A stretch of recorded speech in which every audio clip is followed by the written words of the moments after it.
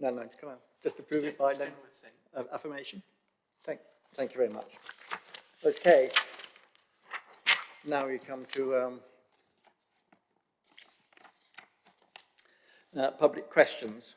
Item 5 is public questions. We've received no public questions. Item 6, Zero Carbon Communities Funded Projects Update. It's the update on the Zero Carbon Communities projects which are funded in this current year. The committee is being asked to note the progress with funded applications. We have Orla Gibbons with us to present the report. Orla, can I please hand over to you? Thanks very much, Chair. Yes, the detail is in the report. I'll keep my presentation brief, but just to summarise again, in the year, or for the year 2024 to 2025, the Council has funded 11 projects through the Zero Carbon Communities Grant. Those were 7 carbon reduction projects and 4 community engagement projects, and the groups received their funding awards in early September.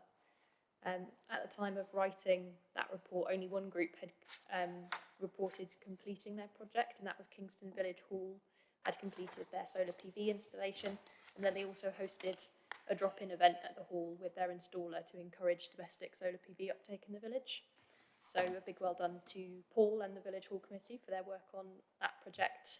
And since the time of writing the report, another solar PV project has been completed by the Bosham Church Institute. So that system is now installed and working well, and they plan to submit their end of project report shortly.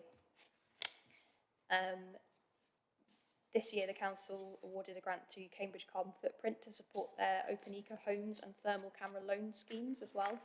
And the Open Eco Home season for 2024 to 2025 is now concluded. So I believe that run sort of late September to early October. And the programme of free events included tours of retrofitted homes in Oakington, Stapleford, Willingham and Dry Drayton, as well as some online talks about low-cost measures, how to use heat pumps and retrofitting historic homes as well. And those talks are now available on Cambridge Carbon Footprint's YouTube channel, so they can be viewed at any time. And the programme was promoted in a recent edition of the South Cambs magazine, and their work sort of extends over these winter months, where they'll now be offering their thermal camera loan scheme, which they hosted a stall about at our recent local climate action fair to promote that borrowing scheme. Yeah, we expect to hear from more projects over the next few months as they complete. We're likely to see those solar PV and retrofit projects complete first. And as for the community engagement projects, their delivery is often designed to kind of last the whole year for the grant award. So we'll be hearing from them in September 2025 for the end of project reports. The second part of the report just updates on our programme of communications. We, as I'm sure many of you know, being there on the day, we hosted our local climate action conference and fair last Tuesday. And the next engagement event for us, as far as I'm aware, will be a stall at South Cambridge's Christmas Market at Camborne Village College, where we'll be speaking to market goers about the council's work to tackle climate change, and then also about what individuals can do to reduce their carbon footprints. So yeah, that's a summary plus some bonus updates, and I'm happy to take any questions. Thanks. Do we have questions? I can ask. There's been a lot in terms of the carbon saving, carbon emission saving applications. It's been quite dominated by solar panels on community buildings. Have other broader, different approaches also been approached, or are we finding in the later, more recent applications that it's still also been dominated by this approach? So there were a few applications around kind of insulation, LED lighting, other measures, and we do, in our guidance about the grant, encourage people to take a fabric first approach and sort of consider the energy efficiency of a building more holistically, rather than just putting solar panels on to offset costs that could be made lower with other measures. But yeah, I think it's a popular one, definitely. Councillor Sanford. Thank you, Chair. At last week's climate conference, I believe I heard someone mention that Suffolk Council gives out retrofit vouchers to residents. I'm wondering if that's something we might consider for South Cambs. It doesn't have to be a huge amount of money, just seed funding and getting people interested. Pass that over to the officers. I would just say we noted that with interest as well, and we thought, yes, so we're going to speak to the guys at Suffolk about that, find out how they've gone about it. So yeah, we will be investigating that. So that was an interesting tidbit of information. Councillor Warren Green. Thank you very much for that update. I was wondering if you could tell us about, and it's a question that I ask quite often at this committee, so I think it's going to make you grin, especially Rebecca. It's about data tracking and success of the projects. So now that the projects are launched, and this is, it's really great to see how many villages are applying and getting projects underway. How are we going to track the success of those projects ongoing? So I think our approach to reporting is quite light touch, because we don't, we appreciate people do this in a voluntary capacity and we don't want to make it too onerous for them. But we do sort of ask them to follow up on the, I guess, the indicators of success that they gave in their own application. But yeah, I think it's pretty light touch. I don't know what you'd add, Rebecca. But yeah, so we do build in that expectation into the application process. So we do try and stress that, we do expect feedback on and clarity that the work has been done and that they've achieved the objectives that they wanted to. So sometimes I guess it depends on the project. So I guess if they're installing a solar PV, sometimes it's more clear cut, okay, that's definitely delivered what it should be delivering. But yeah, so yeah, we do try and build it into the process because we want that feedback and that reassurance that things have been completed. There's nothing in there that says, oh, we look at their electricity bills in a year's time, we don't go back to them. Mm-hmm. That's not currently what we do, but to see actually how much has it reduced their electricity and therefore carbon footprint. But Just a quick follow-up question, Chair. Okay.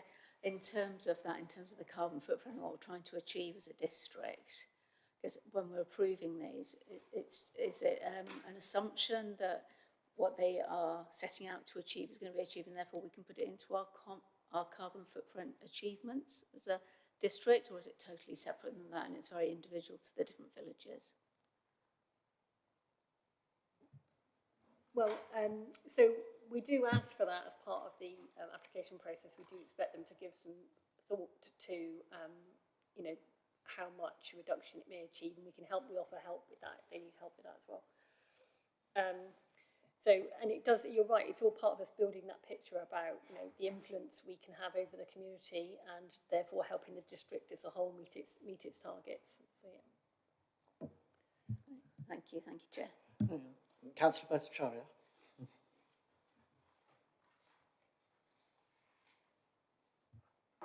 Thank you, Chair. So I personally was present at the Cumberton Village College workshop. I enjoyed it very much, and there were many action points that on that day we collectively decided to carry on. Mm-hmm. So my question is, how do you assure to the students that council is listening to them and we are also working on their points, on their actions?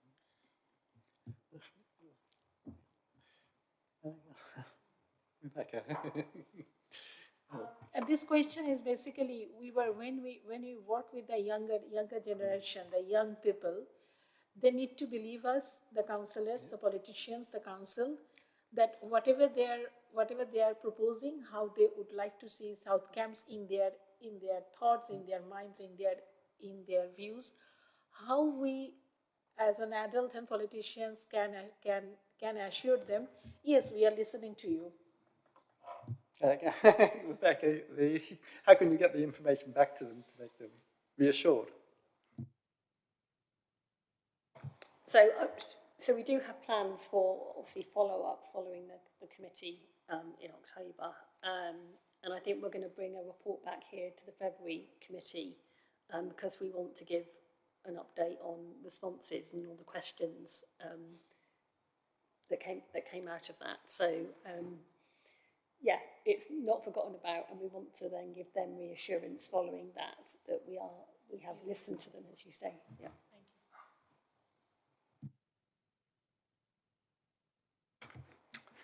Have you any other questions? Thank you very much. Now we move on to the item 7, which is the forward plan.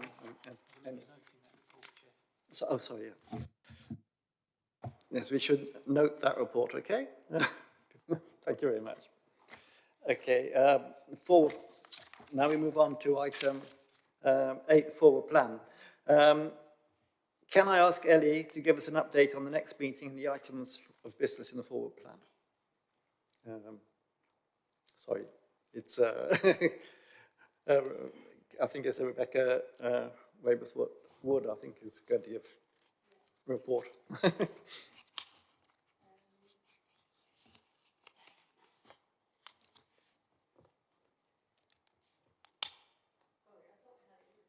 I don't know, is Eleanor on the... Oh, sorry, Eleanor's on the online.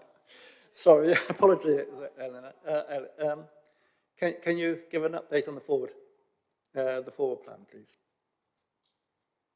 Yes, no problem. Thank you, that's all right. Thank you, Chair.